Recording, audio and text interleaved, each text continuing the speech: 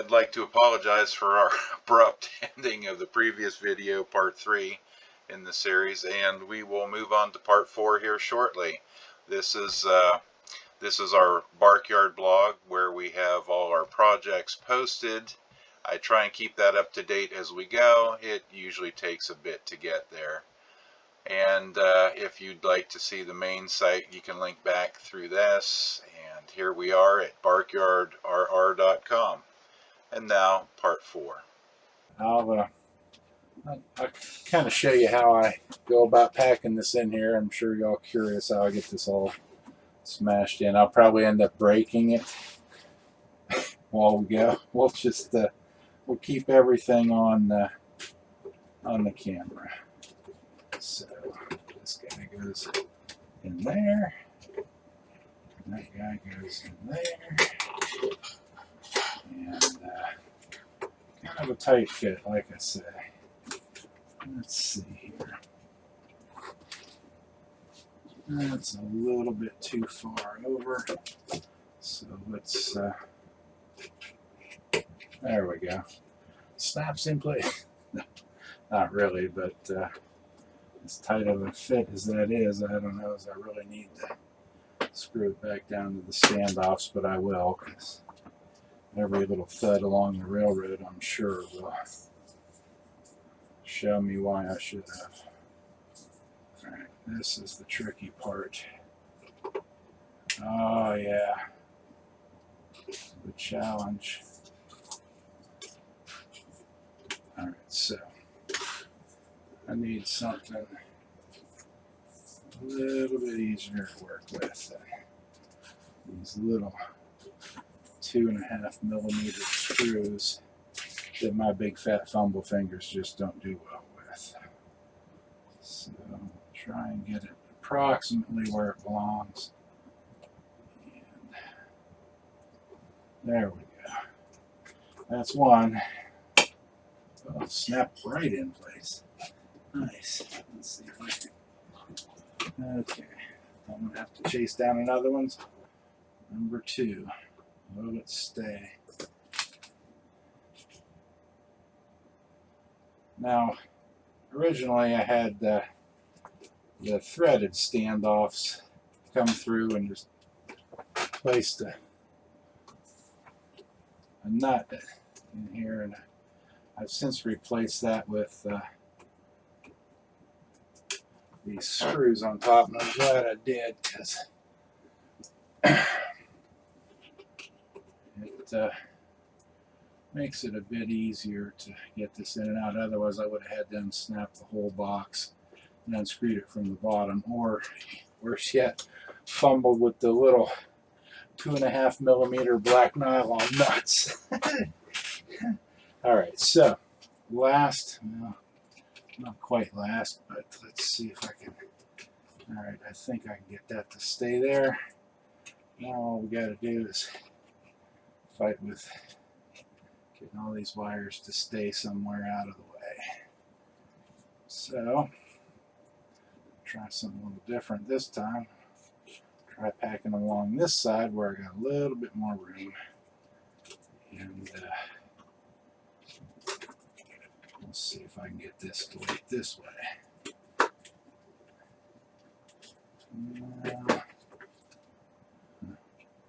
Maybe. Alright, so going in there. Maybe coming back up there. Alright, so, alright.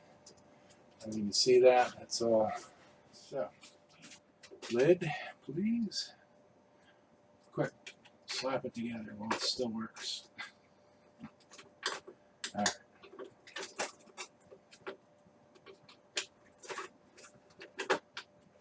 Et voila. Yeah, I'm not French. I probably butchered that beyond belief. But there we go. Oops.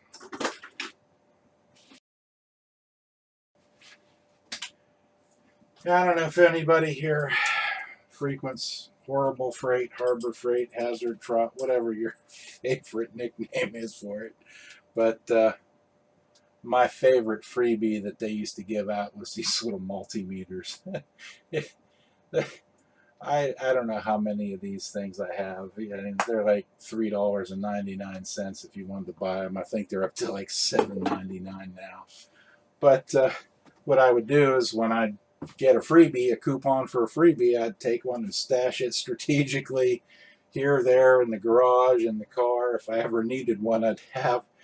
And if anything happened to it, I don't care because it's free. I can get another one. Well, not so much anymore since they've done away with the coupons, and for pretty much anyway. And they don't give those away for free. I forget what they give away. They used to give away these flashlights for free. You know, the ones that you push the button and oh look, yeah, it's just a bunch of AAA's in there. But you know, rather than throw it away, I just pull it out and replace the AAA's, and we're back running again. So, long story short, freebies are sometimes a good idea. And again, it's one of those you get what you pay for. So if something happens, who cares? It was free. So, while I was off camera and trying to figure out what was wrong, I did bring up the web interface. Hopefully I will remember to refresh to reconnect the web socket so I can actually do something.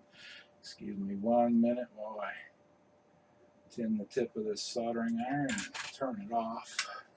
So I think we're done soldering for now. Anyhow, where's my web interface? Hello. There it is. Okay. So I was able to capture the web interface, and I'll try and overlay some of this, but let's see. Remember to refresh. Connected. Okay, so power off, power on.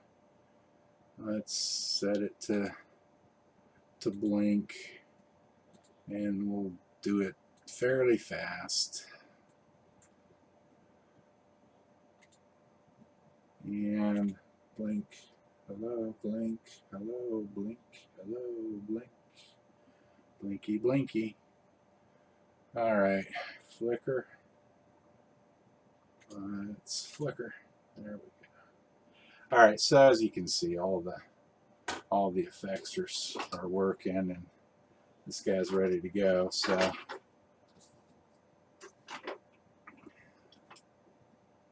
don't know if you can see the bathroom light isn't on, and it's because that little vestibule, without getting tongue-tied this time, blocks off all the light. So if you did want it to come on and off periodically, as if someone were using it, that's a little bit beyond the level of realism I'm looking for, but it can certainly be done with another segment dedicated to that room. So I think we're about done with this segment on the passenger cars. There's still some more programming to do. I'm sure you all are going to rip me up on the clunkiness of the user interface, and that's okay. I understand. It's just enough to demonstrate the functionality. And like I say, I'm working on different what do you want to call the different colorations, the markings, it'll come to me when it doesn't matter. Well, I've turned off the overhead so you can get a better idea of the glow. It glows pretty nice. I still have the room light overhead on and one of my desk lamps. Alexa, turn on Office 1. So there's the other one. You can see it doesn't really add much brightness. Alexa, turn off Office 1. So yeah, I'm that lazy that I don't reach over and turn the switch. It is real handy when I forget to turn out the living room light when I come to bed, though. I can just haul her over and tell her to turn it off. Anyway, I'll have another segment where I show you the gramophone that I printed for it. Somebody has a, what do they call it, a gramazone, not a gramophone. They have one for the .2 and the .3, and of course the .4 they went to that snowball thing, so yeah, I'm not going to that extent. But it's pretty neat. It gives you a place to have that little puck hidden and make it look, you know, more of a conversation piece, we'll say. I printed one for my wife first and then started printing one for myself, and started having issues with the 3D printer and adhesion, and but that's a different story. So, just some other observations on this in case y'all are wondering. Um, with it in this configuration, which is just on, and let's see here, or even in flicker mode, that'll last about 12 hours. I'll turn it on before I go to bed, and it's still going strong in the morning when I get up. So I get anywhere from 11 to 12 and a half hours. I should say 11 and a half to 12 and a half hours out of a single charge on a battery. And it takes over 4 hours to recharge it. Let's say 4.5 on average. If you think about it, your standard USB port's about 500 milliamps that it'll supply.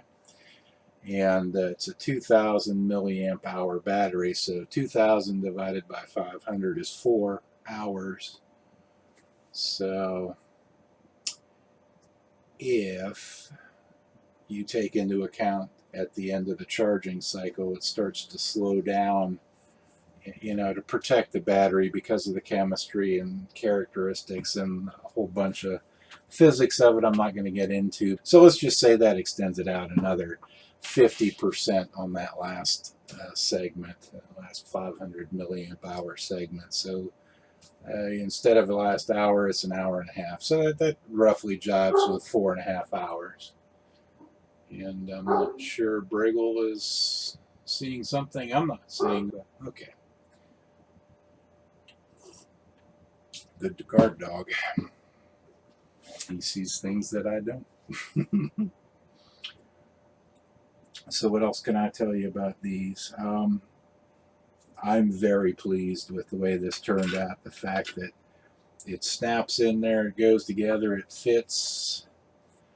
The lid slides on, doesn't pop off. It's just leaps and bounds, head and shoulders above what I had before with these silly box lid things where the lid snapped in and this tried to snap into a groove. And very happy with the way this turned out. Very happy that I can just reach in there and turn it off, turn it back on. It comes right back on now that I fixed it. Just shows you that nothing's perfect. Where do we go from here? I mean, any questions, concerns, comments, let me know. And I'll try to address those in another segment. I decided to put in a segment here with the user interface updates. This is different than what you had seen earlier. I've revised it to make everything more compact and concise. It's one thing when you have a large landscape format desktop monitor, but the way I had it before was you'd have to scroll up and down, and under settings you'd have all the effects, and jumping ahead of myself. So this deserves an explanation. So what we have here is a picture of the device that we're controlling. In this case, it's the Cassius combination car. And if you see down here these rounded rectangles, basically anything with a circular end on it, including these circular circles, they control basically globally everything. So if I click on global, there's the effects. You can control each one of the, well, when you have none, which is basically on, you can control each one of the colors individually. If you look at this, the orientation matters. if you recall my humor about the level of detail of lighting up the bathroom or not, you can see this is that vestibule where the connection is made from the electronics down here and that pigtail up to the LED strip up here in the roof. So that would denote the starting point, or LED 1, 2, 3. So passenger refers to this half, that's the passenger section. Baggage refers to the front or right half, which would be the baggage section, or right half in this case. Beyond that, I divided it up arbitrarily into number of lamps. In this case, each lamp has 3 LEDs associated with it. It could just as easily be 12 with 2 LEDs. There are 24 total LEDs, but the idea was each one of these would in effect be a lantern, like a kerosene lantern, to where you could independently or individually select each one to have a flicker effect, and have 8 different lanterns flickering at different rates and different levels. That was the idea. You can actually address each pixel individually, each pixel, each LED, whatever you want to call it. So each one can have its own effect. So you can have one doing lightning and one doing jump and one doing flash or blink, or however you want to set it up. So let's go with let me describe a feature here of the user interface. So each one of these, what I call groups in the code, has its own associated effect and color and parameters that define what it's doing. So let's just say we want this one to be half and 50%. Well, not even. Let's just say a brightness of 100 out of 255. You'll notice how the color here changes as you adjust it. So I'll say, let's say 100. So now let's move the green up. You can see how it kind of turns a yellowish and then that kind of putrid ectoplasmic green color. But you can see how it remembers. So here's a feature that I added, that if you click on the group, it will store. And let's go back. Let's say we want to make the lantern in the baggage section the same color. Well, you see this palette here. I don't know if you can see underneath it, but it has that same kind of amberish, greenish hue color. By clicking on palette, I automatically assign that color to this group as well. So that's kind of a neat thing. And if I close out, well, let's say let's make this a little bit less green. We'll make it kind of more of a reddish orange, and we'll just close out now. So if I go back here and say the passenger car, well, you can see it remembered the last color when you clicked here, not when you close. So if you want to save that color and go to each new group that you want that color, you can save that. So say you wanted 1 and 3, all the odd ones, to be this kind of I don't know, yellowish green, amberish green color. It looks almost like a olive color. And you wanted the even ones, 2, 4, 6, to be this red color. You could set this, save it in the palette, go select each one of the ones you wanted, then come back and do this one, select that color, save it in the palette. So it's just kind of a time saver where you don't have to each time go back and adjust these colors or these sliders. Similarly, for each one of the effects, the parameters there will be remembered in the palette, if you will. So you can quickly go assign the same settings to different groups. So let's, one other thing. So if I were to click off the power, I don't know if you can see now the way that it remembered. You see number one that it's gone dark to tell you, hey, the power's off, but it also sets the border color to what the on color would be, and that's how it remembers what color it was when you turned it off. So there's kind of this built-in memory effect, and we'll just leave that.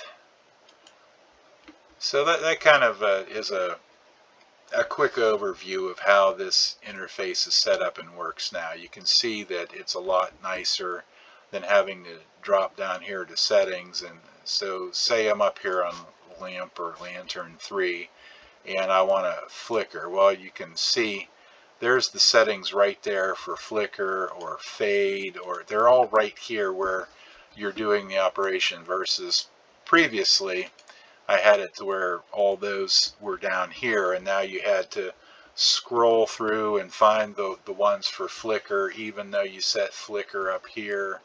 So it's a lot nicer.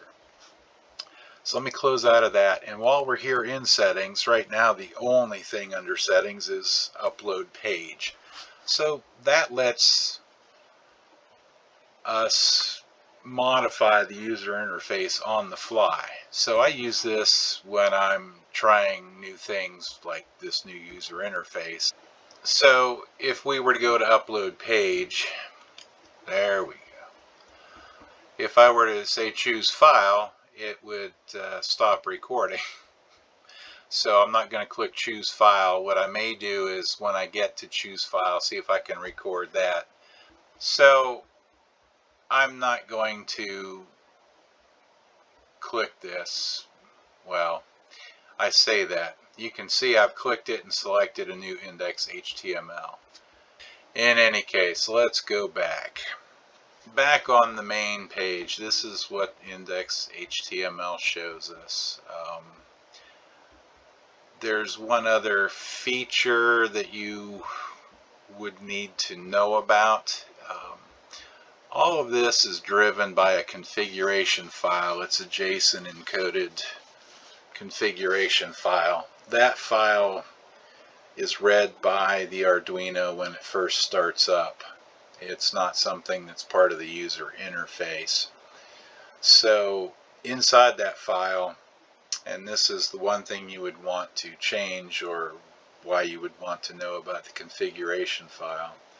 Config.json stores the credentials and the SSID for the Wi-Fi network that you want the system, the controller, to connect to. In fact, you can have multiple access points. So you would probably want to change the Wi-Fi settings to match your configuration and not my configuration here. That is one of the things that you can do with that upload feature, is to upload a new config file. It saves a number of other things. That's where it reads its startup configuration from. Now, if you do upload a new configuration, and because it's only read at startup, to force it to restart, you're not going to be able to get inside there and push the reset button on the Arduino. So you push the reset button here, and that will initiate a watchdog timeout. A little bit too much information there, but eventually you'll see right here it just went from connected to disconnected. So the WebSocket knows that the controller has broken contact and we'll need to refresh. So we'll refresh, and you see the status is now connected. You'll see how all those colors went away and it's back to all the defaults. So if you're uploading a new config file, or you just kind of went down a rabbit hole and you don't like the configuration you have, you can start all over again by just clicking reset, and it'll put everything back to the startup defaults. One thing I should mention, I don't know if y'all have figured out a catch-22 here, but if I have to edit the config file to add my Wi-Fi information, but the only way I can get a new config file uploaded is by connecting via my Wi-Fi. Yeah, how do I do that? So, in answer to the question, each one of these lighting controllers also acts as its own access point or hotspot. So before it connects to Wi-Fi even, it brings up an access point, and you'll see it show up as an SSID that is a generic Barkyard lighting or Barkyard controller. You'll know because it'll say Barkyard in the SSID. So you can take your phone or your laptop or whatever device has the capability of connecting to a different Wi-Fi access point and point it at the lighting controller. Now once you've got a connection, and of course the credentials, once you enter the credentials to get onto the access point, you can then go in and change the configuration file. You can upload the configuration to match your Wi-Fi settings. So that's how you get around that. A few other things that I haven't mentioned. This brightness control is an overall, in fact this whole section here is beyond even this global. This affects everything regardless of what the settings are. And the brightness is an outcome of the way that the LEDs in those 2812 strips are controlled. So this essentially tells all of those to set a lower power setting, a different brightness, if you will. So you can adjust down, tone down the brightness if it's too bright, without having to go into each individual group and tone down the colors one at a time. Another global effect is this power on, power off here. This will turn everything off and just stop it from processing until you turn power back on. So each of these effects are counting in the background and know when the next color is supposed to come up, or doing some other calculations or whatever. That turns all that off. It just makes everything go dark if you need it to go dark right now. I can't think of a situation where you would need that, but if you just want to turn things off temporarily while you go make a sandwich, grab another cold snack, whatever, you have that feature. And you can see where it turns this little kind of simulated LED on and off here to indicate. Any other status things that would need to be communicated would be in this status window here.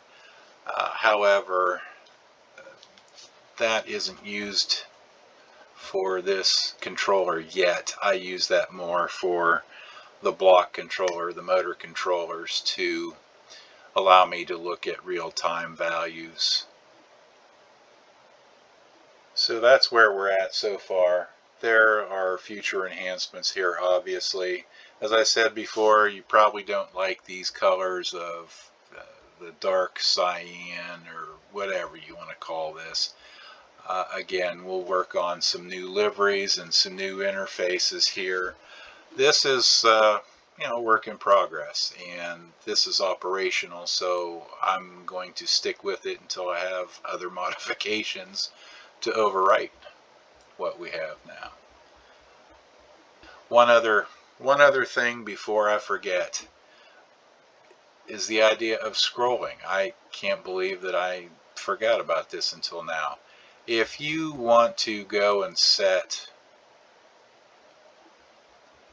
each one of these LEDs a different color and then have it scroll like a marquee. Originally I had a marquee effect that I couldn't I couldn't figure out how I was going to do it, if I would just leave it software, or how long story short, I had another effect that was marquee that I figured I would just hide if it wasn't a 2812, because only the 2812 controllers are able to scroll in effect or have this marquee effect, because you can individually address each one. So if I tell it to go to the right, you'll see this scroll rate slider pop up, and you can make it go faster or slower, and you can have it go in the other direction, or you can just turn it off.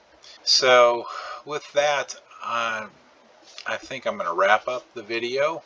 Um, if you have any questions, comments, concerns, leave them below. The idea here was to kind of tie up loose ends, if you will. I felt I should at least address the user interface and how this is all controlled, and why this is something more than a long-winded, here's how I put lights in my passenger car. The functionality of the lighting controller can easily have other applications. I've modified the lighting controller to control the ghost town lighting effects in the buildings. Each one of those, the Grand Hotel, the 3 ghost town buildings, as well as the corner drugstore, had their own individual controllers for the building and for each of the buildings.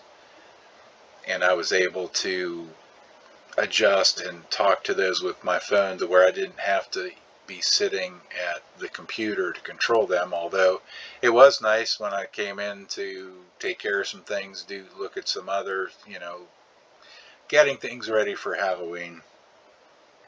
I was able to monitor it with the computer in the house as well.